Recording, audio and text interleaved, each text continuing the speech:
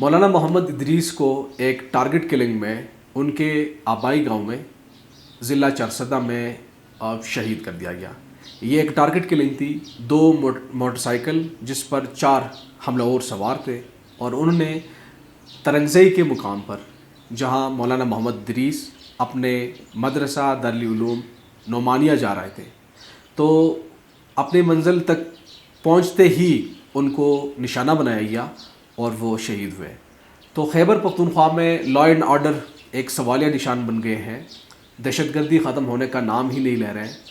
اور ایک طرف ہم کہہ سکتے ہیں کہ اگر واقعی پاکستان کو ہمیں اتنی عزت اور طاقت ملی ہے کہ ہم دنیا کے بڑے بڑے فیصلے کر رہے ہیں، ثالثی کردار ادا کر رہے ہیں، امریکہ جیسے سپر پاور اور ایران کے بیچ میں ثالثی کا کردار اسلام آباد میں ہم ادا کر رہے ہیں، تو یہ ایک بہترین اور اچھا اقدام ہے۔ لیکن کیا پاکستان میں دہشت گردی ختم کرنا یہ کیا اہم نہیں ہے؟ کیا خیبر پختونخوا جیسے صوبے میں جہاں آئے روز عالم الدین سے لے کر سیاسی لوگوں تک ایک طبقے کے ایک فیلڈ کے لوگوں کو بھی نہیں بخشا جا رہا ہے، کیا اسی تمام چیزوں پر کنٹرول کرنا، حالات کو سازگار بنانا، امن و امان کا فضا قائم کرنا، کیا یہ ریاست کی ذمہ داری نہیں ہے؟ کیا ہماری حکومت کی ذمہ داری نہیں ہے؟ اور اس کے علاوہ اگر ہم بات کریں تو دہشت گردی، سب سے بڑا اہم مسئلہ دہشت گردی پاکستان میں اور خاص کر پختونخوا میں یہ بن چکا ہے۔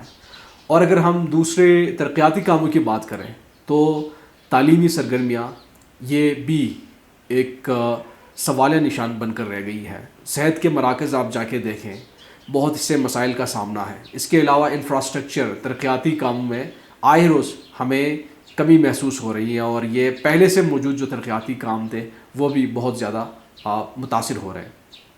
تو اگر ہم مولانا ادریس صاحب کی بات کریں، وہ ایک ایسے انسان تھے جس سے ظاہری بات ہے ایک سیاسی سوچ سے وابستگی تھی ان کی، ایک سیاسی پارٹی سے ان کا تعلق تھا۔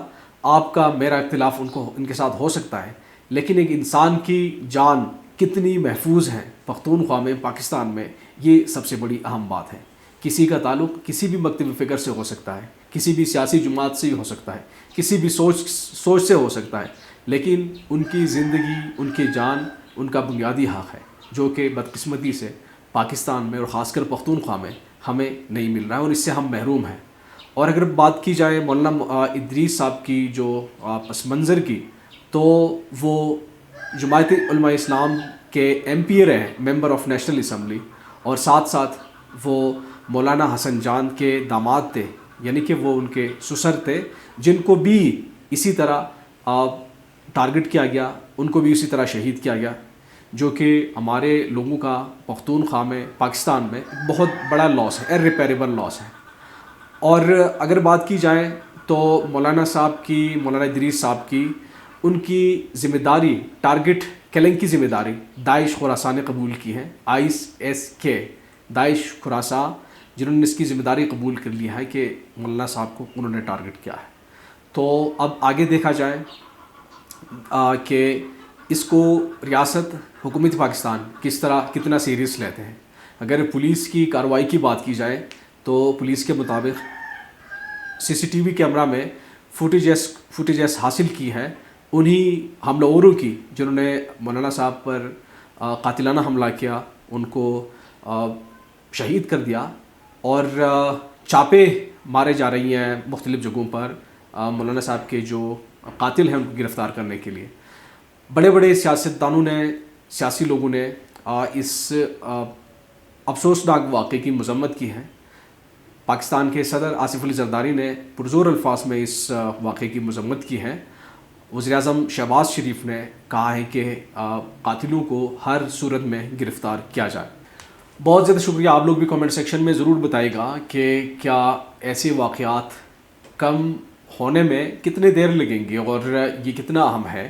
کیا اس میں کوتاہی، ذمہ داری، کون ذمہ دار ہیں کہ ایسے آئے روز عالم دین سے لے کر سیاسی لوگوں تک، اور سیاسی لوگوں سے لے کر عام لوگوں تک دھماکے اور اسی طرح ٹارگٹ کلنگ بڑھتے جا رہے ہیں؟ کیا یہ آگ اگر اسی طرح پھیل رہا ہے تو کیا یہ ہر شخص تک نہیں پہنچ سکے گا؟ اور اگر اس کی روک تھام اگر کرنی ہے تو کیسے کرنی ہے، کمنٹ سیکشن میں اپنا تجزیہ ضرور ایڈ کیجیے گا. Thank you so much. Till next. خدا حافظ.